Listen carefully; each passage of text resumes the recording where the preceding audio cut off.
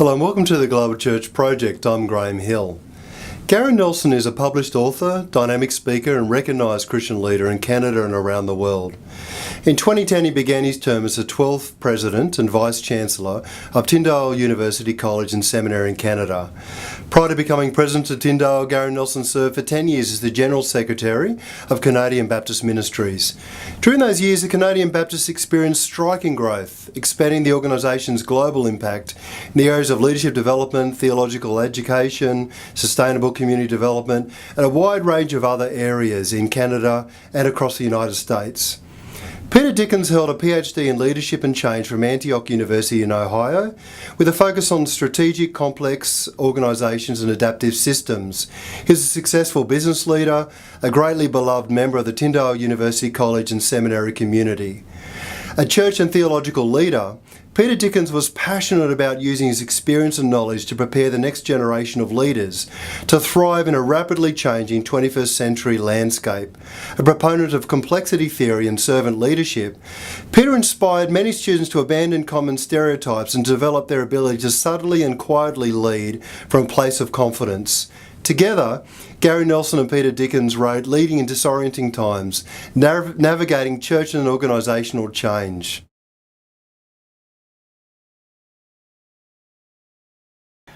Peter and I come from different places. Peter working in the secular world, me working in the church. And I think, but the fact is that anywhere right now, it seems like everything seems either broken or trying to find itself in the midst of it. The church is, in Canada, for instance, is trying to find its voice in a time where it's been marginalized. The disorienting thing is, it just doesn't seem to be that simple little things are the answer, little tweaks and all of those kinds of things. I don't know, how would you put it? Well, I think the word disorienting itself is important. You know, we borrowed the word from Jack Meserow and his whole theory around transformative learning, that learning starts with this disorienting dilemma, this idea that things just aren't the way they are, or the way they were. I'm going to think about our context here in Toronto. Half our population was not born here. Mm-hmm. So the whole influence of multiculturalism is just a massive confusion for a lot of people in the church. Yeah, and what happens to a church that at one time had a place at the table where they were invited and they were asked to participate, and now they're living in a time in which Christianity is, if not ignored, just not even given any kind of regard in the midst of a society. So you've moved from this stage where you actually had a place at the table where you're not even sure if you're going to be invited to the table at all. In fact, being ignored would be a pleasure. Yeah. Often you're being pushed away and told, we don't want you here. Right. And I think that then with organizations, it's that the way we used to do things, globalization has changed everything. Huge.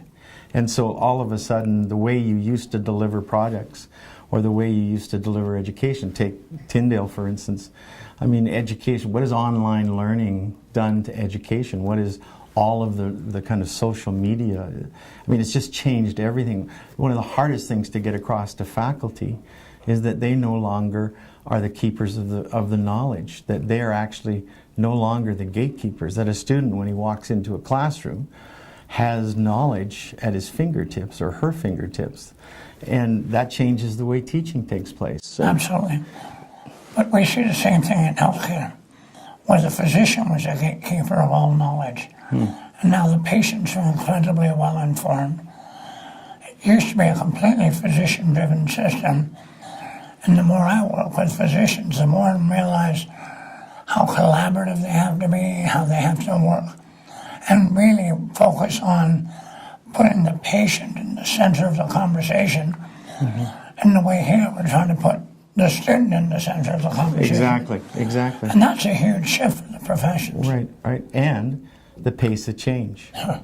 I mean, when you think of the disorient, I mean, you can be, I think in the book, one of the things we say is that Palm Pilot, 31 months, Palm Pilot went to being the top of their industry to relative obscurity within 31 months.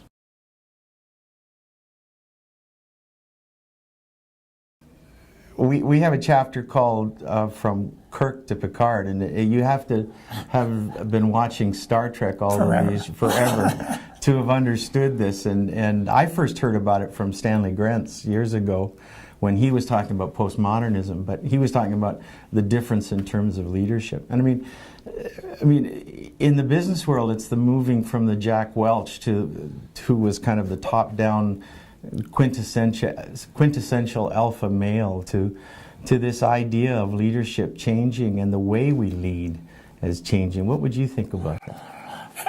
I see it, I mean, whether it's in a corporate environment or teaching here. I've started, in fact, to use the phrase more and more of the sending leader, of developing and building leaders with the intent of being able to then send them out. So there's almost a missional feel to that. But the idea that one person can stand astride an organization and even understand what its issues are, let alone solve them, given the complexity of today, is almost laughable. Mm-hmm. And so the idea was that Kirk would say, "Follow me, I'll show you the way," whereas Picard was the person who would be the great suggester. Let's learn, let's journey in this together. Now, the key to that is understanding that it requires a certain kind of follower as well, a certain kind of person who wants to participate. I kind of laugh because I get being told here at Tyndale, they always say to me, "Well, you know, you're the president, you can make that decision." And I often kind of say, "Well, I don't want to make that decision, I want us to make that decision." And I think that's one of the key changes. But everybody doesn't want to take the ownership on making those decisions together. But it's a call to consensus. Yeah, as much as we need a new style of leadership, of leader, we have to understand that leader requires follower. And that follower requires a great deal of courage to go in new directions when the answers aren't always certain. Mm-hmm. So instead of looking to you as the president, you know, it is a follower who has the courage to follow, not knowing for sure where this is going. But also encouraged to participate. Absolutely. To be part of the solution. Absolutely. Which is, I think, one of the things when we talk about servant leadership. We talk a lot in some of our classes about the difference between accountability and ownership. You know, it's one thing to make someone accountable for an outcome. It's an entirely different world when they take ownership for it and want to drive that outcome and see it to fruition, separate from any formal leadership role. So one of the things that we talk a lot about in the book is this idea of complexity. And my colleague Brenda Zimmerman, who wrote the foreword to the book, obviously, has these lovely three metaphors for the difference between simple, complicated, and complex, as you know. So she would say baking a cake, following a recipe is relatively simple. Follow the recipe and you'll get the same result every time. So you're pretty confident of success. You don't have to be particularly good at it. You just have to get them in the right order. Launching a rocket is complicated. So it's a big stretch from simple. But in many ways, both of them are problems to be solved. They both have formulas and systems. They both have formulas, they have systems, they have order, they have structure. You can lay out launching a rocket as a giant project plan. It's a quantum leap to complex. Well, the metaphor she would use is it's raising a child, and particularly raising 2 children or 3 children, where formulas out the window, where there's so many other factors involved. And very quickly, you realize the child you're raising is in fact being raised and influenced by people and circumstance and factors and televisions and iPads that you have no control over. Right. When you first shared this idea with me, I found this incredibly helpful for me because I think this idea of the simple being baking bread and the complicated being the rocket ship. But if you do it right, then it all works out. Then it all works. And I think one of the things that I began to realize is that most of the problems that we're dealing with in the disorienting times that we're in are not simple and complicated. They're actually complex. They have all sorts of variables. There's no predictables. I mean, and yet most of what we've done in the church or in Christian organizations has been focused on the simple kinds of problems. We think if we just sing songs better, or we kind of change the package, or we do something very simple, or perhaps it's more complicated, we create a whole new kind of system of being the church. And we think that somehow that's going to solve the problem, when in truth it's much more organic, it's much more complex, and you can't guarantee what the outcome is going to be. That's why I think more and more we have to begin to address issues more with complexity. H.L. Mencken, a famous American journalist, I loved it. He said, for every complex problem, there is a solution that is clear, simple, and wrong. And wrong. I love that. And that's what we try to do. But you know, I had somebody in a workshop the other day when we were talking about this said, some Christians' relationship with God is simple. Just do what he says, it'll all work out. For some, it's complicated. They misapply the Jeremiah passage. I know the plans I have for you. And so they have this idea that there's this complex map or plan they have to follow. And if things go wrong, then they've messed up the plan somewhere. Right. And it puts an awful lot of pressure on God and on you. Mm-hmm. And all she said was, but what if we saw our relationship with God as complex, as emergent? And a wonderful conversation that flowed out of there. Oh, one person one time years ago had said to me that some of us think that God's will is a tightrope to be walked, and if you step off it, you get whacked. Right. But he said, I think that God's will is a park to be explored. Oh, I love it. It has its boundaries, but it has all these paths. It has all these things that you can walk on. I love that. And each path will take you in new directions and new things. Yeah. So, I mean, it's time perhaps for the church to rediscover this kind of idea of the unrolling of things, as opposed to what's one person called managerial missiology. You know, simple, complicated. If we just get it right, yeah, it's going to happen.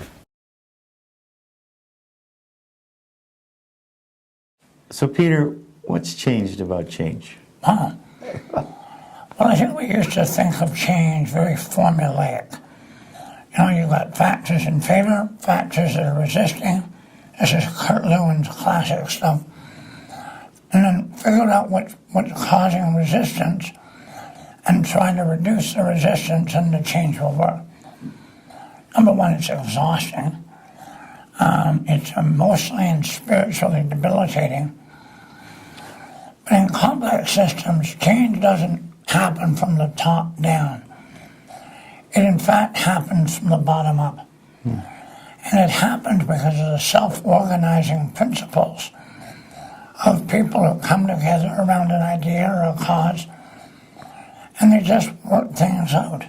And so the change builds, and it's never a change you would predict. So the question for organizational leaders is, well, if I can't predict it, and I can't control it, and I can't manage it, what do I do? And I've argued in my research that while you can't control it, and you can't predict it, you can create the kind of container in which it's more likely to happen. Mm-hmm. So it starts with a very different type of leadership. That sort of transformative leadership that empowers, that liberates, that challenges. It starts with having a clear sense of purpose. And you're a big Simon Sinek fan, I know, but having a clear why. Mm-hmm.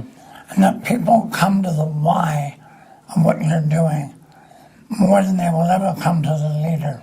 This is interesting because in missional, as you know, that's kind of the area that I wrote in for a long time. And in missional literature, they all pay lip service to this idea of kind of change coming from the grassroots up. But they predict, and they actually say what it needs to look like before they allow that to emerge. And I find that in my conversations sometimes with people, that I find they've already decided what the conclusions are before they've allowed the thing to emerge in the first place.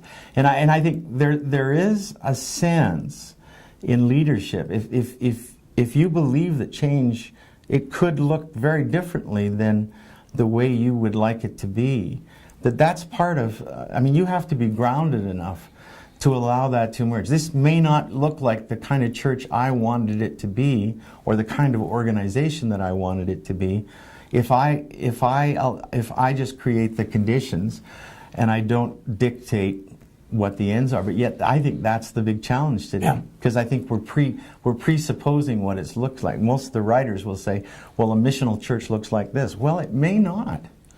It may have some of the guiding values and some of the principles, but it may look very, very different than what those people are talking about. Absolutely.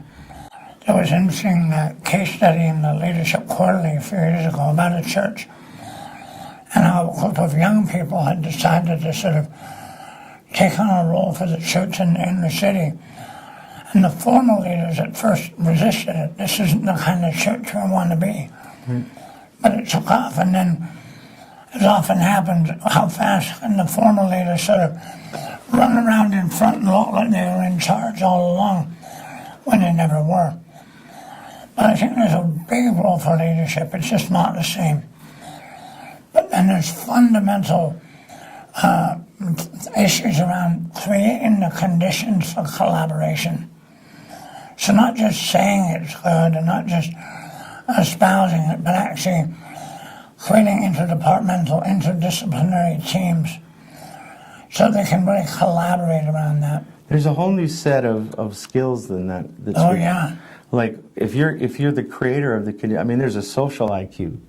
I mean, there's a sense that, I know we talk about this in the book, but it's this idea of what I would call spiritual groundedness. You have to be secure enough in yourself that, excuse me, as Friedman used to say, that you have the courage to lead. You're able to be secure enough so that it can be unpredictable, and you don't need to control it, and you will allow it to emerge, and all of those kinds of things. And I'm not sure that we do a lot of work in terms of actually forming those kinds of leaders. No, I was interviewing someone this morning for an article, and the comment was that after a formal leadership development process, the number one takeaway for her was confidence in herself and who she was, in her strengths and weaknesses, so that while she was a formal leader, when change went in directions that she hadn't anticipated, it was okay. She was okay in herself, and I'm really excited to see where people were taking change because it had the positive intent.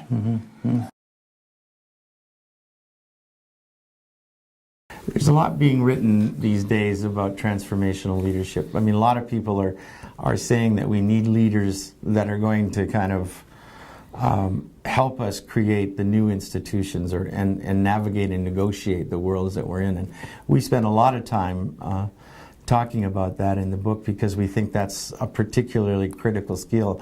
You and I have talked about this. I mean, as we said earlier, there is a sense that there is a transformational leadership. A leader has a profound sense of social IQ. The ability doesn't mean they have to be extroverts, but they have to have the ability to draw out and to gather people together and create an atmosphere in which those people will allow themselves to be agents of change. Absolutely. Yeah, unfortunately, I think it's a phrase that's been misappropriated by a lot of people. Okay. I talked to a fellow the other day who described himself as a transformational leader because he went into manufacturing organizations and sent their manufacturing overseas. James McGregor Burns coined the phrase in the late 70s, and he was really talking about something very different. When he said that transformational leadership happens when both leaders and followers raise each other to new levels of motivation and morality. So his idea was that if people are motivated, and they're motivated by a lot of different things, but if they're motivated, then they'll do what needs to be done. They'll step in. But that has to be balanced with a higher level of morality. So that's What did he mean by morality? a personal morality that one lived and worked and led by a very clear inner compass that was grounded in sort of universal principles of justice, etc., but also creating a culture of ethic where it was simply not acceptable to do things inconsistent with clearly defined ethical standards. So almost virtues and character. Absolutely. Well, there's a wonderful new book called The Road to Character that just came out, where he talks about resume virtues versus eulogy virtues. Oh, interesting. And the shift that we need to have that comes back to leaders with deeply ingrained ethical core. In the midst of all the turbulence, I have to be able to look to the leader to believe and trust that there will be an ethical center there. So transformational leaders are not just people who create change. No. They're people who also create character and virtue. Absolutely.